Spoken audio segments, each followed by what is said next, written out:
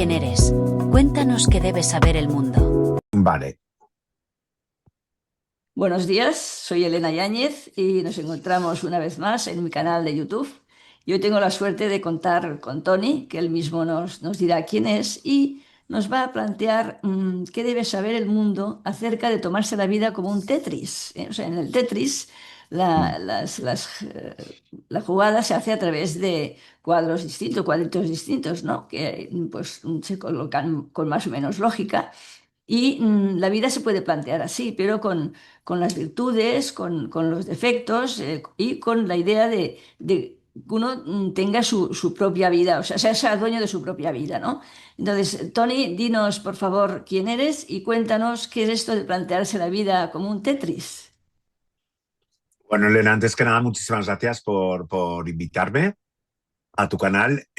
Yo soy Tony Gratacós, escritor, he escrito bueno, 3 novelas, llevo, además escritor tardío, o sea, porque quiero decir que realmente descubrí que podía escribir una novela pues a raíz de la publicación de la primera, que es Nadie lo sabe, una novela sobre la primera vuelta al mundo. Ujú. Entonces, esa es ahora mi carta de presentación. Es verdad que pues no sé si quieres que diga más o menos rápidamente. Sí, dime un poquito de tu currículum, Sí, sí. o sea, yo estudié periodismo en la Universidad de Navarra y luego, y siempre con la idea de trabajar en el mundo audiovisual. Entonces tuve la suerte de que cuando terminamos la carrera, justo comenzaban las televisiones, lo que se llamó en su momento las televisiones privadas, Claro. y rápidamente pude empezar a trabajar en Antena 3. ¿No? En Antena 3, y todo esto a lo mejor tiene que ver con lo que te digo, con lo que has dicho tú del Tetris, ¿eh? O sea, yo cuando empecé a trabajar en Antena 3, o sea, claro, tú cuando empiezas a salir, sales de tu carrera, pues claro, tú quieres comerte el mundo y empezar a trabajar en lo que realmente quieres. Yo quería trabajar en el mundo del cine, ¿vale? Ser productor o director de cine. No, director no, productor, ¿vale?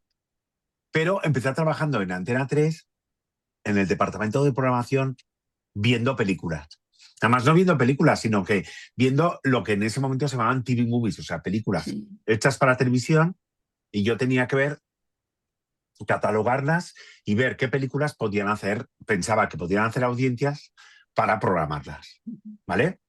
Entonces, de ahí fui pasando, bueno, lo voy a hablar más tarde, pero para contar rápidamente. Ujú. De ahí pasé tuve la oportunidad de trabajar en Disney, Ah, pero qué luego interesante. volví a Antena 3. Esto te hago primero el resumen, ¿eh? Luego Ujú. volví a Antena 3, luego volví a Disney, porque en ese momento Disney montó o instalaba en España o abría en España el Disney Channel, y entonces estaba Ujú. buscando ejecutivos. Yo empecé a trabajar como director de programación y producción en Disney Channel.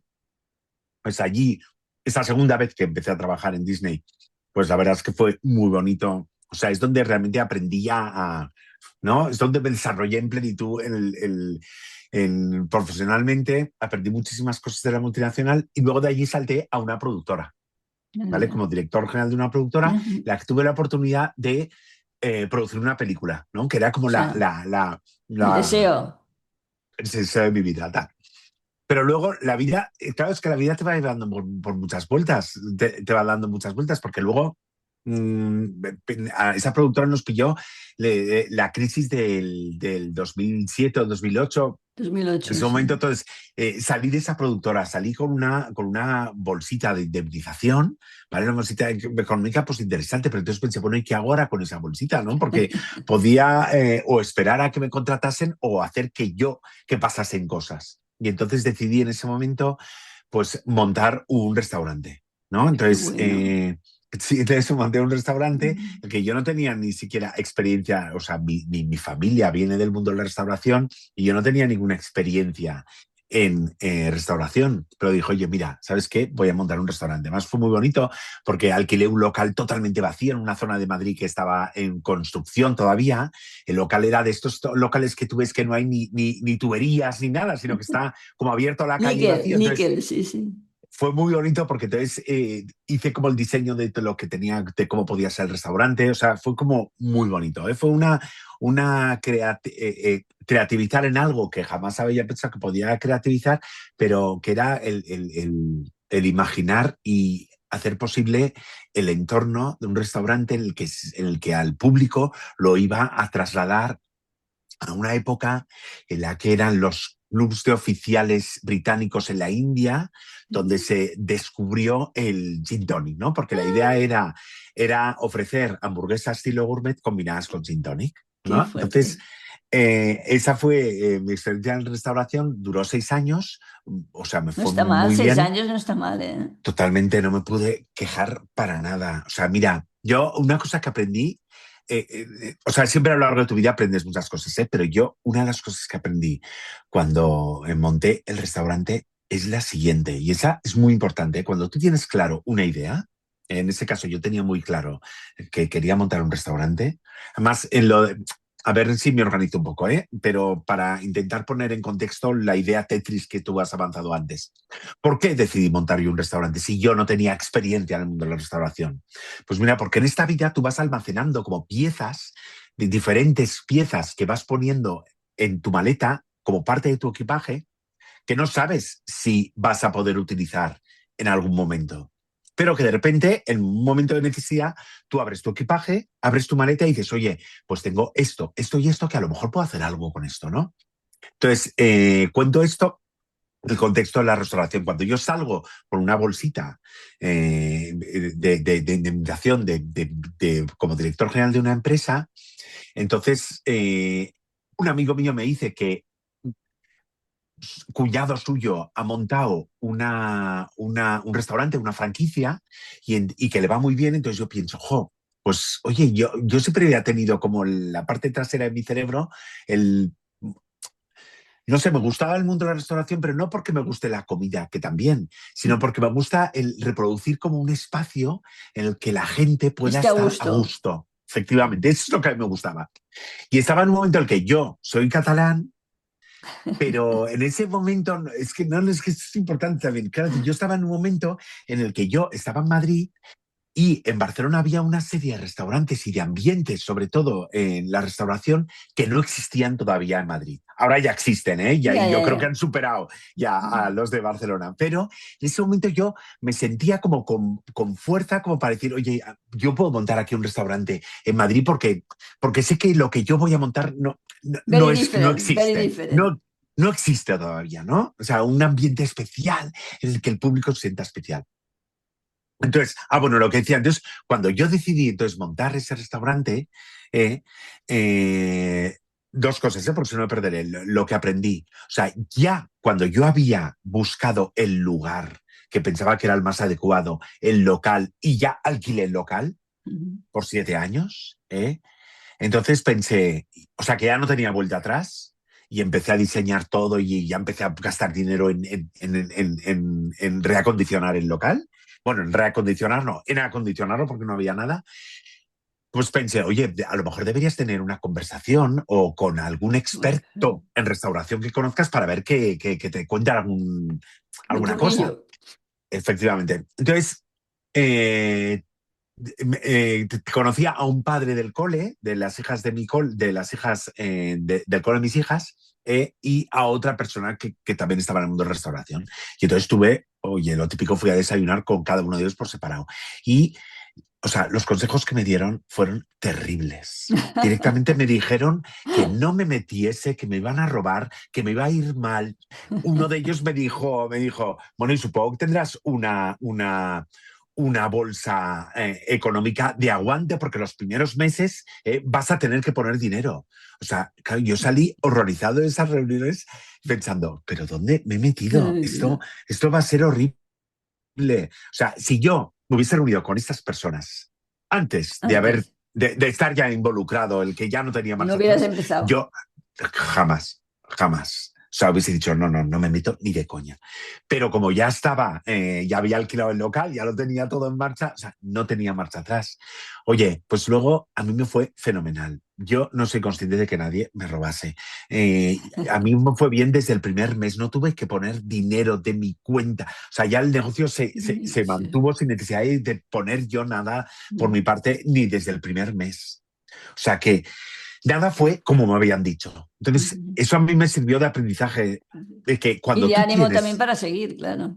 claro, no, pero sobre todo el decir, oye, cuando tú tienes muy claro lo que quieres hacer, es verdad que necesitas tener los pies en el suelo, ¿eh? Claro. Pero con los pies en el suelo, cuando tú tienes muy claro lo que tienes que hacer, lo tienes que hacer independientemente de los consejos, por muy buenos que sean, o buen intencionados que sean, de la gente experta.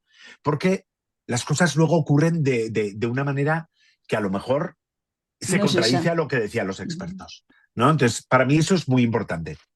Entonces, y otra cosa importante del Tetris es que lo que te decía antes, bueno, yo decidí montar un restaurante, pero esa decisión fue suma de muchas cosas pequeñitas que yo había ido acumulando a lo largo de mi existencia. Entonces, una de ellas es mi gusto por el espacios en los de ser en los que tú invitases a la gente y la gente se sintiese cómoda, ¿no? Pues a lo mejor está en mi ADN pues el invitar siempre a gente en casa, ¿no? A O sea, cenar, que ser se sintieran a sociable, ¿no? gusto. Sí. No, sí, pero en un paso más de sociable, sino que se sintiesen a gusto en tu casa. Entonces, eso es algo que yo llevaba y que había cultivado. Pero luego también, para que veas las cosas como suceden, o sea, que yo hubo un momento un momento en la vida en el que, como soy padre de familia numerosa, tenemos 5 hijos, pues hubo un momento que me llegó a mí una oferta de la Asociación de Familia Numerosa de Madrid, me llegó una carta diciendo que como miembro de familia numerosa, podía comprar en Mercamadrid. ¿Vale? Entonces pensé, oye, pues qué bien, pues a lo mejor voy a comprar en Mercamadrid porque así me saldrá más barato la carne, la fruta, tal. Y entonces, como buen catalán, dije, oye, pues me voy a ir a conocer lo que es Mercamadrid. Esto mucho antes de que yo pensase siquiera Sí, sí, de que sí. quería tener un restaurante. ¿Eh? Sí, sí, sí. Entonces, como yo me empecé a familiarizar a raíz de eso con Mercamadrid y conocí a los carniceros y Claro. conocía a toda la gente que me suministraba la comida en casa, pues esa decisión intrascendente en ese momento dado, fue una cosa que añadí a mi equipaje de tal forma que más adelante lo abrí y pensé, oye, pues con el gusto que tengo, con la bolsita que tengo económica, con el gusto que yo creo que tengo, con los proveedores que ya tengo, pues voy a crear un concepto de un restaurante que creo que me puede ir bien, que es el de hamburguesa estilo gourmet combinadas con gin tonic, ¿vale? Entonces, me funcionó bien. Y bueno, pues para que veas que es la suma Sí, de sí, sí, muchas sí. cosas. Sí, sí. Pero luego, para que veas que la suma continúa a lo largo de tu existencia, pues claro, yo al sexto año de tener el restaurante, o sea, para mí fue muy, muy bonito mi paso por la restauración. Pero es cierto que la restauración es un negocio duro. Es un Y negocio duro tanto. no porque trabajes más, no porque trabajes más, sino porque sobre todo trabajas cuando los demás están descansando. O sea, yo creo que Claro. eso es lo duro, ¿no? Lo O más sea, pesado. claro, sobre todo tú, como si tienes un restaurante, pues el momento importante es el viernes por la noche y los sábados por la noche. Entonces, claro, Claro. son tiempos que tú, ah, o sea, Habitualmente claro, estás dedicarías con tu al familia, a tu ocio. familia. Claro, y Ujú. no, ya no al ocio, sino a tu familia. Entonces, Ujú. llega un momento que tú te planteas y yo dije, oye, mira, Tony, tú no vienes del mundo de la restauración, has disfrutado con estos 5 años, 6 años, te ha ido bien, no te puedes quejar, Déjalo pero ya. déjalo ya, ¿vale? ¿Qué quieres hacer, no? Yo creo que es muy importante en esta vida de vez en cuando mirarse al espejo y decir, oye, ¿qué es lo que quiero hacer yo con mi vida? ¿Qué es lo siguiente que quiero hacer? Entonces me miré al espejo y dijo, oye, Tony, yo si quiero seguir en el negocio de la restauración voy a tener que trasladarme a un sitio más competitivo dentro de Madrid. Yo había empezado el restaurante en un barrio residencial, pero sabía que el siguiente paso era pues abrir en el centro de Madrid, ser más Claro. competitivo, ganar Ir a más más, dinero ir a o más. ir a más. Y pensé, oye, Tony, pues que eso, ¿qué es lo que te llena? ¿Qué es lo que quieres hacer? Y dije, mira, yo quiero seguir contando historias, ¿no? volver al sector audiovisual. Entonces, justamente en el proceso en el que yo estaba traspasando el restaurante, justamente cayó en mis manos para que veas lo del Tetris, ¿eh? O sea, por un lado, en el restaurante, o sea, ya te he dicho antes que yo venía de un mundo en el que yo había visto muchas películas, ¿vale? Uno, me gusta el Sí. cine. Dos, había tenido la necesidad profesional de ver mucho cine, muchas películas, para decidir qué es lo que gustaba, qué es lo que podía gustar y programarlo en un canal de televisión. Luego la responsabilidad era grande porque tú decidías, oye, creo que Si esta luego, si película. luego no chuta. Claro, si luego no chutaba, dejaban de confiar en ti, tus jefes, por tanto era muy importante. Entonces a mí me enseñó a saber cuáles eran Estudiar, ¿no? los mimbres de toda buena historia. También es verdad que yo estudié un máster en Estados Unidos los veranos de mi carrera en Estados Unidos, en la Universidad de Los Ángeles, en la que estudiaba cursos de guión, sobre estructura de historia, muy importante, ¿no? Entonces todo eso son cosas que tú vas Que te han almacenando ayudado. que te van ayudando. eh, el que te da la oportunidad en un momento dado, pues cuando salgo de Disney, producir una película de un guión que yo había trabajado con unas guionistas en Disney y que luego al irme a la productora decidí llamar a Disney y decir, oye, me gustaría rescatar el guión que trabajé con estas guionistas, me lo quiero llevar para producir para producir la película, ¿vale? Pero bueno, todo eso va en tu ADN. Y cuando yo monto el restaurante, yo creo que la esencia, la característica, la particularidad de ese restaurante era la siguiente. O sea, al margen de que las hamburguesas estaban buenísimas, era que cuando la gente pedía un gin tonic, lo normal es que tú pidas, oye, pues yo quiero un Martin Miller con, yo qué sé, con Schweppes. En ese restaurante, en mi restaurante, no funcionaba así, sino que a la gente le pedíamos, oye, ¿cómo quieres tú el gin tonic? Entonces la gente le decíamos, tú lo puedes pedir afrutado, cítrico o clásico, ¿vale? Y ya con eso estás en nuestras Ya manos y está. nosotros te ofreceremos tal. Y entonces la gente decía, oye, pues mira, yo quiero uno clásico. Y entonces nosotros íbamos a la barra clásico. Pues clásicos te los teníamos estipulados, estos son clásicos y iban mezclados con esta tónica. Cada ginebra iba a mezclar con una tónica diferente. Y entonces, cuando lo servíamos con una historia, ¿vale? Entonces, Ah, la razón de por qué contábamos esa historia era, bueno, porque, oye, pues porque a la gente le hacía gracia. Pues, por ejemplo, claro. oye, ten uno clásico con un toque diferente. Pues mira, te voy a poner la Gin Mare. La Gin Mare era una ginebra catalana, ¿no? Además que la servíamos con una tónica que ahora no recuerdo cuál era. Entonces decíamos, mira, y cuando tú cuando tú la pruebes, cerrarás los ojos y te trasladarás a la Costa Brava, el corazón donde Salvador Dalí pintaba, ¿no? Y a la gente le hacía mucha gracia eso, ¿no? Claro, claro. Pero nosotros lo contábamos por una simple razón, porque la gente nunca se acuerda de qué ginebra ha tomado. O sea, cuando vuelven al restaurante decir, oye, sí, es que me pusiste una ginebra que era muy buena, pues que nunca te acuerdas, pero sí que te acuerdas de la La historia. historia. Sí, me contaste una historia de la Costa Brava y nosotros ya sabíamos que era la Gin Mare. Oye, me contaste una de la Semana Santa sevillana, ya sabíamos que era la Martin Miller con las Schweppes de azar y la banda. Claro, O claro, sea claro. que Muy buen eh, truco. muy buen truco, pero eso también a los clientes, cuando tú les contabas esa historia, la gente te decía, oye, qué buen contador, qué buen contador de historias eres. Y Yo aparte me el acuerdo que una vez. restaurante se hacía diferente, o sea, el Claro, o restaurante sea, era diferente. efectivamente, ¿eh? Pero sobre todo que te decían, oye, qué bien cuentas historias. Yo pensé, mira, para lo que me sirve, que es para contar la historia en el tal. Pero eso también es una pieza de Tetris que se queda. Y entonces, cuando yo decido traspasar el restaurante, hay otra pieza de Tetris, que es que un día compro en una librería de segunda mano un libro sobre la biografía de Magallanes, Ah. ¿vale? Escrito por Stefan Zweig. ¿Y por qué Entonces yo, cogiste Magallanes? ¿Te pues llama la porque me llamó la atención, pero yo no conocía nada de Magallanes, ni de la primera vuelta al mundo, ni del Cano. O sea, que Sí, ni sí, sí, sabía, o sí. sea, imagínate mi ignorancia, ni sabía. Ups, espera, perdón, que me estaban llamando. Sí, O sea, ni siquiera sabía que Magallanes y el Cano formaban parte de la misma hazaña, sí, ¿vale? sí, sí, Imagínate mi sí. ignorancia. Sí, sí, sí. Así que, pero leí ese libro y me fascinó la historia de la primera vuelta al mundo, ¿vale? Y dije, ostras, esto Porque has en escrito español, varios sobre ¿no? el tema.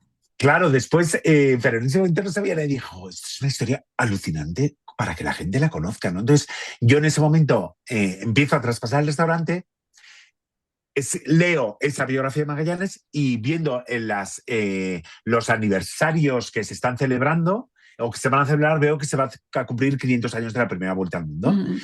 Y entonces pensé, ostras, pues estaría genial organizar o diseñar una serie de televisión ¿no?, el argumento de una serie de televisión para podérselo colocar a Netflix, a Antena 3 o a quien sea. Yo en ese momento estaba saliendo de la restauración, traspasando y con la idea de volver otra vez al sector audiovisual. Entonces yo empecé a diseñar, a documentarme sobre la primera vuelta del mundo tal, y empecé a diseñar lo que podía ser una serie, ¿vale? Sin entrar ya en los pormenores, tal, Sí, no, pero sí el general. argumento. Y entonces,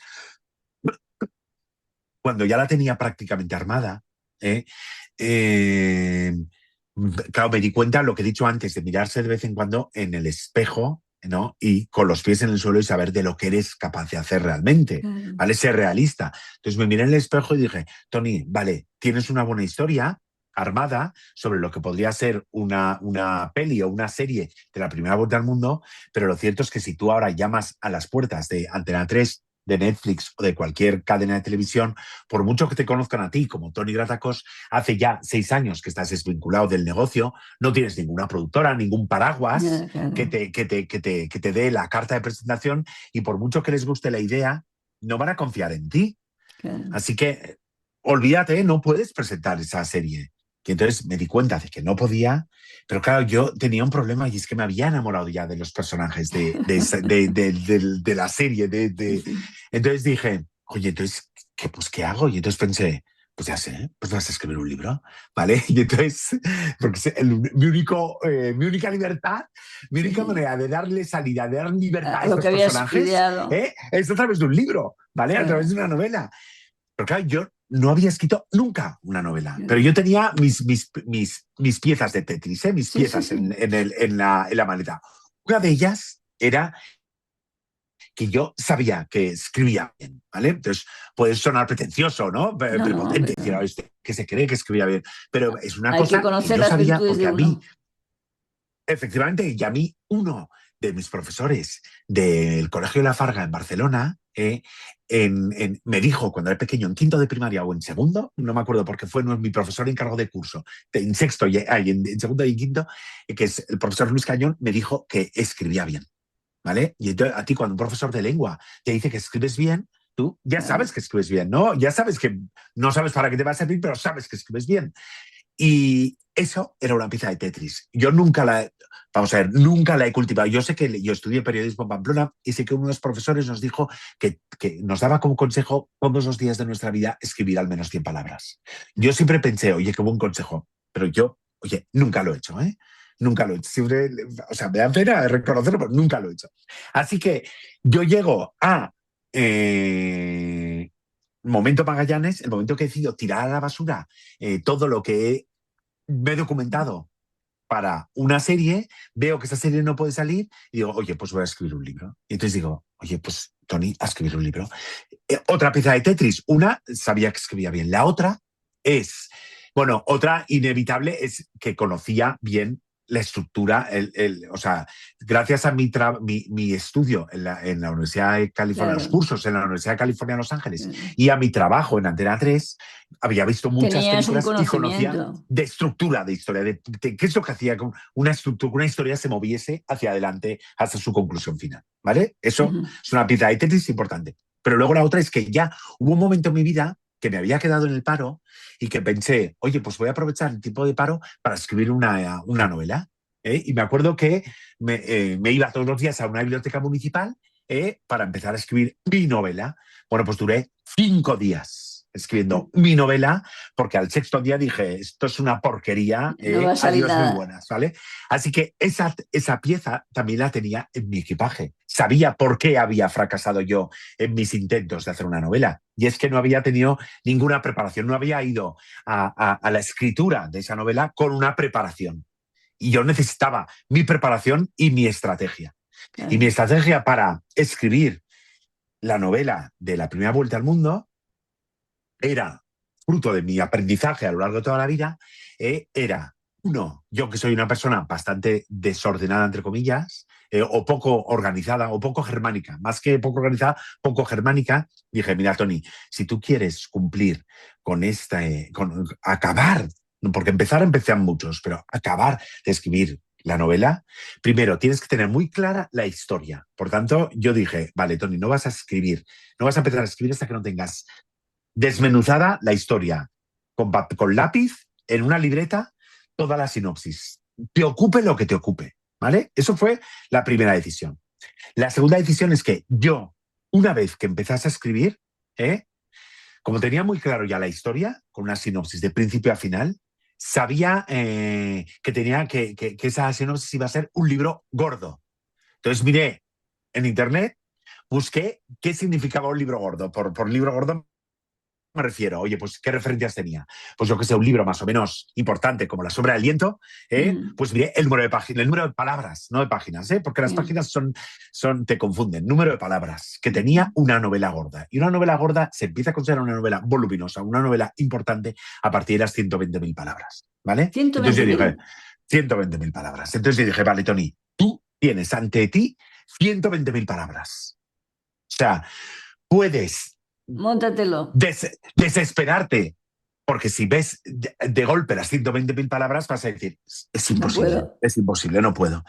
Pero si tú desmenuzas el dinosaurio, perdón, que me había entrado otra llamada. Si tú desmenuzas un dinosaurio, un Tyrannosaurus Rex, si te dicen, oye, cómete este dinosaurio, no te lo vas a comer. Pero si te lo parto a cachitos sí que te lo puedes comer.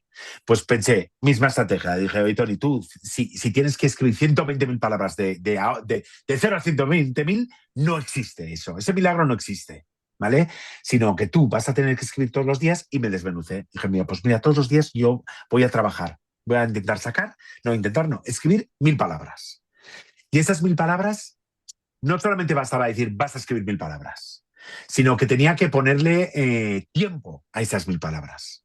Y entonces dije, vale, Toni, ¿cuánto vas a tardar tú en escribir 1.000 palabras? Y entonces diseñé una deduje o llegué a la conclusión de que cada 100 palabras, podía tardar 20 minutos en escribir 100 palabras. ¿Vale? Entonces me pongo, mira, y además te lo enseño porque ahora mismo lo estoy haciendo. O sea, yo tengo esto que queda como muy cutre y tal, pero mira, ¿ves cada cuadrito? Cada cuadrito en blanco son 20 minutos, simboliza 20 minutos. Entonces, cada 20 minutos yo me pongo el iPhone, el teléfono, el que lo tengo aquí, me pongo el cronómetro 20 minutos. Y cada 20 minutos yo voy tienes que haber rellenando escrito ese número de palabras. 100 palabras, ¿vale? Entonces, así es como yo iba avanzando o como voy avanzando en mis novelas. No focalizándome nunca en el final o en el todo, sino desmembrando el todo piano, piano. Y nunca mirando lo que va a pasar al día siguiente, ¿vale? O sea, yo voy escribiendo. Yo ahora estoy revisando mi novela, ¿vale? Mi cuarta novela. Yo voy piano a piano. Hoy me estoy enfrentando al momento en el que mi personaje está aquí. Voy a revisar lo que está pasando aquí. No me preocupo de lo que pasará, dónde va a estar mi personaje mañana, porque yo estoy en solucionar lo de hoy, ¿vale? No lo de mañana. Entonces, eso a mí es lo que me ha permitido poder terminar, lo que me permitió terminar mi primera novela, que es Nadie lo sabe, sobre la primera vuelta al mundo. Entonces, es importante también que cuente, o sea, ¿qué ocurre cuando tú acabas de escribir tu primera novela que no sabes muy bien si es buena, si no es buena, qué va a pasar, tal? Entonces, en ese momento, yo cuando acabé de escribir mi primera novela, muy importante, yo cuando empecé a escribir la novela, tuve que antes volverme hacia mi mujer y decirle, oye, cariño, he pensado que voy a escribir una novela. ¿Me dejas escribirla? Eso es muy importante, ¿eh? Claro, porque tú no vives solo en tus circunstancias, tú vives en un contexto. Mi contexto es una familia. Por tanto, yo tengo que pedir permiso. Entonces, yo pedí permiso a mi mujer y mi mujer me dijo, sí, ¿vale? Si mi mujer me hubiese dicho no, yo no hubiese puesto a escribir. Podría haber dicho, mira, Toni, no, búscate ahora trabajo, no sé qué, no sé cuántos. Mira, oye, las circunstancias es que teníamos que yo conseguí traspasar el restaurante, tenía una bolsita, tal. Dije, pues me dijo, escribe. Muy importante la confianza de mi mujer. Yo no sé si mi mujer era consciente de si realmente iba o de si yo era capaz de escribir una novela, pero oye, me dio Por tanto, escribí esa novela. Entonces, una vez escrita la novela, lo primero que hice, después de revisarla, ¿vale? Es, oye, pues ahora se la tengo que pasar a alguien para leer. Entonces se la pasé a mi mujer, ¿vale? Mujer, que es, a pesar de ser mi mujer, es navarra. Y por tanto es una mujer crítica como navarra, ¿vale? No es una mujer, o sea, los navarros son navarros antes de buenos esposos, ¿vale? Y por tanto, Mi mujer entonces se lo fue leyendo, también tiene formación en el mundo audiovisual, tal. Claro. O sea, entonces es lectora. Entonces me dijo, oye, Tony, esto está muy bien. Y yo dije, sí, ¿te gusta? Sí, sí, está muy bien. Se lo pasé luego a una hija mía. Oye, también muy crítica. Oye, papá, está muy bien. Entonces, ya Ya cuando tenías tú tienes dos. esta novela, tienes dos. Entonces tú lo que tienes que hacer el siguiente paso es, pues pensé, oye, ¿qué se hace con una novela escrita? Entonces tú entras en internet y tienes dos caminos. Uno, o mandárselo a un agente literario o mandárselo a la editorial. Pero si buscas en internet, los consejos que te dan es que si tú vas directamente a una editorial, la editorial prácticamente no te hace caso. Claro, Y porque no entonces te tienes que conocen ni ir, nada. claro, te conocen, no saben nada, entonces tienes que ir a anunciar a un agente. Entonces yo tenía el contacto de un agente literario porque había contactado una vez, no porque fuese amigo mío ni nada, sino porque había contactado con él para preguntarle por los derechos de un autor que representaban. Entonces, esa agencia literaria, que era una agencia literaria muy buena de Barcelona, les conté que tenía una novela, les dije de qué iba, de la primera vuelta al mundo, y me dijeron, pues mándanos una sinopsis. Les mandé una sinopsis y a las 24 horas me contestaron y me dijeron, Tony, nos interesa, mándanos el Bueno, manuscrito. Y yo lo mandé. Entonces, lo mando y en paralelo, claro, tú tienes 500 páginas escritas. Tú quieres que ese libro que esas páginas se las lean conocidos, familia, etcétera, ¿no? Para saber qué opinión tienen. Pero claro, si tú le mandas un PDF de 500 páginas, nadie te va a tomar en serio. Tú tienes entonces que, yo lo que hice es autoedité el libro, 10 ejemplares, claro. con un amigo mío que es diseñador, pues me montó con la El portada, libro. ¿vale? Simplemente para yo tener 10 ejemplares Para poder. para poder pasar a mis hermanos, que se los regalé para Reyes, y luego irlo pasando. Entonces, mi primera sorpresa es que yo regalo los libros, cada uno de mis hijos, somos mis hermanos, somos 7 hermanos, se lo regalo por Reyes a cada uno de ellos, y el primer feedback que recibo no es de ninguno de mis hermanos, sino un cuñado mío, que se llama Luis, o sea, que es que yo me acuerdo de verdad que cuando regalé el libro para Reyes a mi hermana, o sea, a su mujer, vi a Luis que cogía el libro entre sus manos y dijo, oye Luis, tú no hace falta que te lo leas, ¿eh? De verdad, con que te leas la primera página, ya está, porque mi cuñado, te lo prometo, jamás se había leído una novela, o sea, un libro en Vamos, su vida, que no es lo suyo, vamos. Efectivamente, bueno, se lo leyó en 4 días, en 4 días. Entonces, claro, para mí, el resto de mis hermanos se rieron y dijeron, ¡oh, tu libro es espectacular, no es una mierda! ¿Vale? No tendrás, porque si le ha gustado a Luis, ¿no? Entonces, pero a Luis le encantó el libro. Entonces, para mí eso fue un Eso es punto muy positivo. claro, Que si he un punto de conseguido que alza. si un tío que no leía, está leyendo el libro, algo guay. Entonces, bueno, lo que tú haces es empezar a pasar, a circular ese libro, sobre todo en versión libro, no Libros, versión sí, sí. PDF, para que la gente te dé feedback. Y el feedback que empiezas a recibir es bueno. Y a los 3 meses, la agencia a la que le has mandado tú el manuscrito me contesta, me dice, oye, Tony, que nos ha gustado mucho el manuscrito, te queremos representar. Ese día fue la leche, de verdad. Yo recuerdo, pero claro, ese día fue, si no recuerdo mal, fue el 13 de marzo del año, o sea, el año en el que Pedro Sánchez confina por el COVID. Ese mismo día, ese viernes por la noche, yo recibí por mail que esa agencia me quería representar, efectivamente. Pero yo, el confinamiento lo pasé como en una nube, ¿no? Diciendo, soy escritor, porque si un agente literario de esas caras, de esa fuerza, te dice que le gusta el ánimos a manuscrito. seguir, claro. Exacto. Y que te va a representar, tú dices, oye, pues seguro que me publican. Entonces, cuando termina el confinamiento en septiembre de ese mismo año, la agencia me dice, oye, Tony, que sepas que te seguimos representando, pero que sepas que el mundo editorial, después del shock que ha supuesto el confinamiento, quieren apostar sobre seguro y nos está costando colocar autores noveles. Vamos a mandárselo a 6 editoriales, pero, oye, no, a ver qué pasa, pero puede que sea que no. Yo para avisar, entonces pensé, por favor, tú no tienes ni idea. Es decir, si Dios ya me ha abierto esta puerta, que es la de la gente literaria, ¿cómo es que va a salir seguro? Bueno, pues al cabo de 3 meses, las 6 editoriales, la última de las 6 editoriales, se descuelga con un no. Y entonces, ese día yo me acuerdo, pensé, de verdad, pensé, pero señor, ¿pero qué estás haciendo conmigo? O sea, que me pones la zanahoria de decir que una agencia literaria me diga que sí, y ahora las 6 editoriales me dicen que no. O sea, no lo entiendo. O sea, yo recuerdo que ese día fue uno de los peores de mi vida. Dije, ¿qué es esto tal? Con el tiempo que he Pero, bueno, dedicado, ¿no? efectivamente, entonces yo ese día me lamí mis heridas, 24 horas para lamerse las heridas, pero luego, oye, continuar hacia adelante. Entonces dije, oye, vale, Tony, muy bien, te han dicho que no sé si editoriales, pero tú sabes que tienes un buen libro. Sabes que a toda la gente que se lo has pasado Le ha le ha gustado. gustado.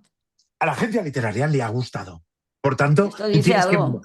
tú tienes que monetizar este libro. Y entonces yo me metí manos en la masa, estábamos el mes de marzo. Vale, os dije, oye, yo para julio voy a sacar el libro en Amazon, voy a autopublicarlo yo en Amazon. ¿Vale? Entonces dije, ¿qué vas a hacer para enterarte? Yo no tenía ni idea de cómo funcionaba Amazon ni nada. ¿Qué voy a hacer para enterarme, meter toda mi ¿Cómo me cabeza meto? en ver cómo publico mi libro en Amazon? Entonces me enteré de todos los menores, de cómo publicitar en Amazon, de cómo contraté a una persona que me hiciese la portada, porque era muy importante que la portada tuviese cara y El ojos. Yo gancho. no quería parecer el típico autor autopublicado, sino quería que mi libro demostrase a quien lo tuviese entre sus manos que era un libro con cara y ojos, Sí, ¿vale? sí, sí, sí, sí. Entonces,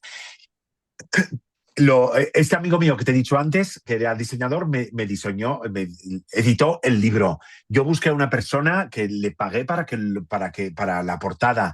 Contraté a otra persona para que me hiciese las correcciones Claro. ortotipográficas, ¿vale? O sea, todo lo mejor que pude.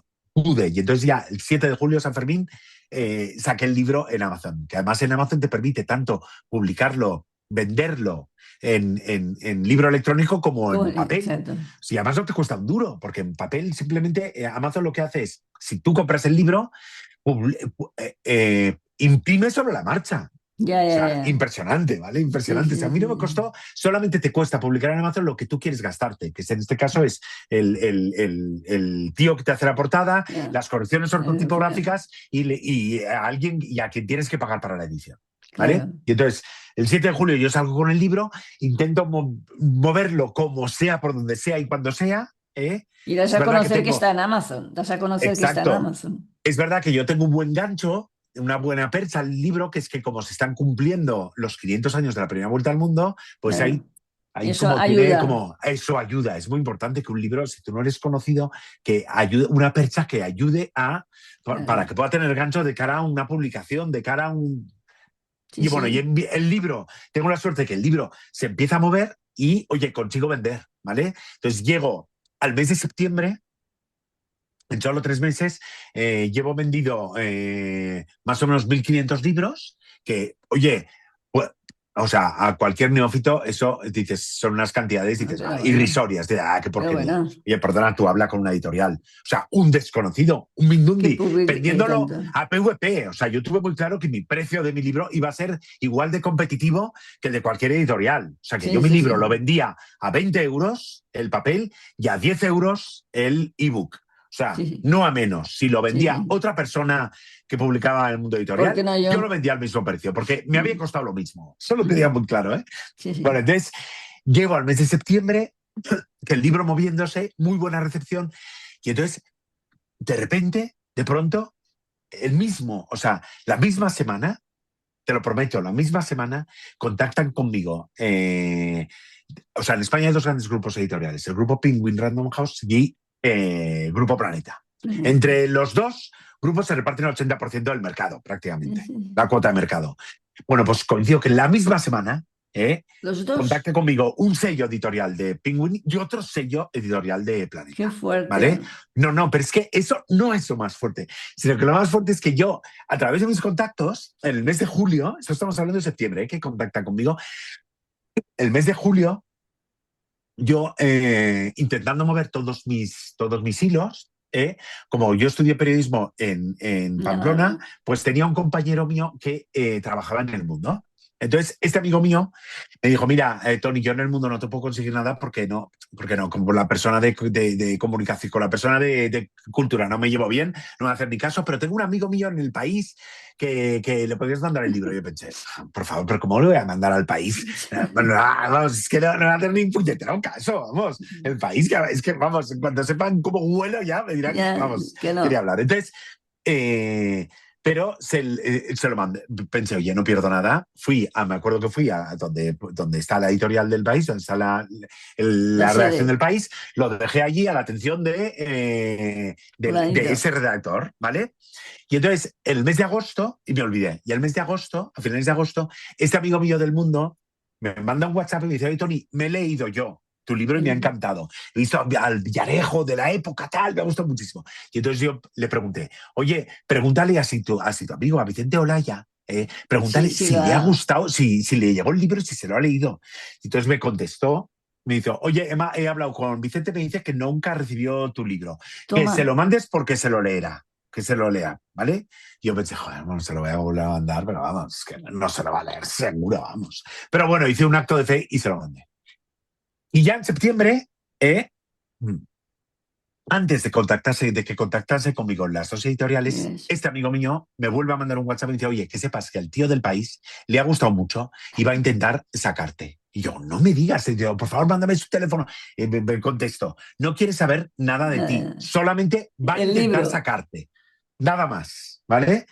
Pero que le ha gustado mucho. Y yo ya me olvidé y tal. Y entonces, de repente, contactan conmigo esa misma semana, a finales de septiembre, de un sello de Penguin, otro sello de Planeta. Bueno, pues quedé con ellos a la semana siguiente, ¿vale? Para ver qué me decían por un lado unos, qué me decían por el lado otros. Bueno, pues quieres creerte, y te prometo que es así, que el lunes de esa semana siguiente en la que había quedado tanto con Penguin como con Planeta, ese lunes publica en Babelia, en la versión online de Babelia, publican una reseña sobre Nadie lo sabe. Hablando de thriller apasionante.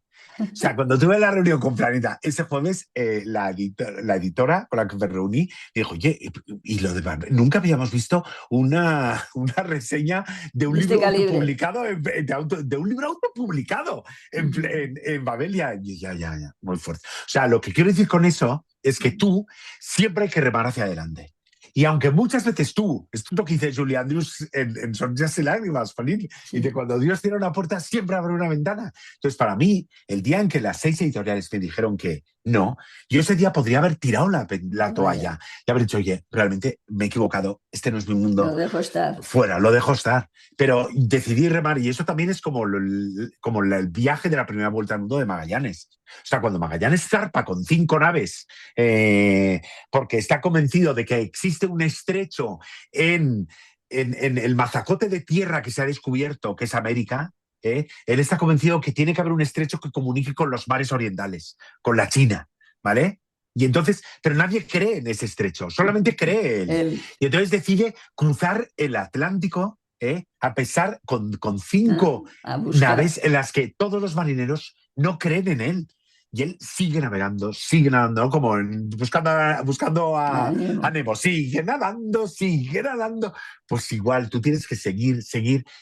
Con Magallanes llegó a las costas americanas y fue bajando hasta que finalmente encontró el estrecho Magallanes, porque tenía fe en sí mismo, ¿no? Entonces, eso es lo que yo aprendí también de mi documentación de la primera vuelta al mundo, ¿no? Que cuando tú tienes una idea en mente y ya la has ejecutado, que eran mis 20 minutos, 100 palabras, 20 minutos, 100 palabras, 20 minutos, 100 palabras, he llegado a las 170.000, no 120.000, 170.000 palabras, que era Nadie lo sabe, sé que el libro es bueno, pues sigo remando y sigo hasta el final, sea lo que sea. Y solamente cuando llegas hasta el final ves los frutos de él. Y además, viendo a posteriori, te das cuenta que esta solución final de autopublicar primero y luego acabar teniendo en la misma semana a los dos grandes grupos editoriales detrás de ti fue muchísimo mejor que si la agencia literaria me hubiese conseguido una de las 6 editoriales. Yo creo que por lo que me has contado, deduzco que es importante. Primero, la providencia que te ha ayudado, esto por supuesto, Sí, pero también, sobre todo, tener esperanza, fortaleza y tenacidad. O sea, yo creo sí, que son efectivamente. tres, son necesarias porque, claro, esto le pasa a lo mejor a una persona que es menos tenaz o que es más pesimista o lo que sea y tira la toalla. Entonces, claro, no hay que tirar la toalla, o sea, no tiene, donde se le cierra una puerta, que ya se le abrirá otra, o Exacto. sea que que es sí, escoger las fichas y no querer ganar el juego, ¿no? O sea, no, exacto. o sea, que es... Pero, claro, como tú bien apuntas, ¿eh? O sea, pero hay que tener las fichas, ¿eh? Sí, sí, Para sí, sí, ganar el claro, juego hay que tener las fichas, no claro, puedes claro, claro. farolear. No, bueno, y Entonces, todos, fichas tenemos todos, sí, porque todos tenemos virtudes y valores. Quiere decir mm, que y hay que, hay que potenciar eso y lo que tengamos de negativo dejarlo un poco aparcado, ¿no? Y tirar para adelante, sí, ¿no? Porque, exacto. digo Pero yo, saber, ¿eh? sí, completamente, ¿eh? Pero Mm, o sea, hay fichas, o sea, yo, por ejemplo, cuando acabé de escribir el primer libro, luego me preguntaban, oye, pero ¿tú crees que cuando yo contaba cómo había escrito el libro, ¿vale? mm. A la gente le decía, oye, es que no cualquiera, ¿eh? Pero No, no, no pensaba, cualquiera. oye, Pues, con la tenacidad, o sea, no basta tener, lo que quiero decir es que no basta la tenacidad para escribir un libro, igual que digo, escribir un libro es otra cosa, sino tienes que tú conocerte saber, o a ti sea, mismo. O sea, conocerte efectivamente, a ti mismo, tienes que conocerte, saber con- qué eh, cualidades exactamente, conocer tus valores y tus cualidades y eso potenciarlo al máximo a tope, ¿no? O sea, y exacto, eso o es sea, lo que triunfas en el Tetris de la vida, ¿no? O sea, que yo creo que exacto, o este sea, es el quid de la eso es cuestión, ¿no? o sea, eso es lo importante. Mm. Pero no es lo mismo que lo que se oye muchas veces en la calle del te sueña lo imposible y lo conseguirás. No, No, no, perdón, no, no. no. O sea, eso es No, una. hay O que ser sea, con perdón, realista, hay que hay ser que ser realista. realista, hay que ser O sea, realista. Por eso, yo puedo soñar con ser Messi, sí. pero por mucho que me ponga a entrenar ahora, no lo seré nunca. ¿Por qué? Claro. Porque es que Porque no nunca he tienes jugado a esas fútbol. cualidades, no tienes esas cualidades, no Claro, tienes ese, sí, sí. Yo creo que es muy importante el conocimiento de uno mismo, ¿no? Y ya te digo, y sobre todo el conocimiento de uno mismo y la tenacidad sí, y no desanimarse, ¿no? Bien, efectivamente, eso es bien, lo Tony, pues, importante. ¿cómo te diría yo? O sea, no me queda más que darte las gracias, ¿no? Sí. Porque ha sido una charla, espero que a todo el mundo le haya encantado, porque ha sido una charla muy, muy enriquecedora y muy amena, ¿no? Y que tengas mucha suerte también con este último libro. Vale, a ver si lo cuadramos bien, pero sí, Vamos a yo creo que sí, intentarlo. porque es cuestión de lo que has dicho tú, poner todas las piezas y Y ponerlas todas a adelante. funcionar, ¿eh? Exacto. Efectivamente. Oye, Gracias, Tony. muchísimas gracias, muchas A gracias, ti. Elena, por haberme A- invitado y por Gracias, la Tony, a conversación. ti. Muchísimas gracias. Adiós, Adiós, adiós, adiós. adiós.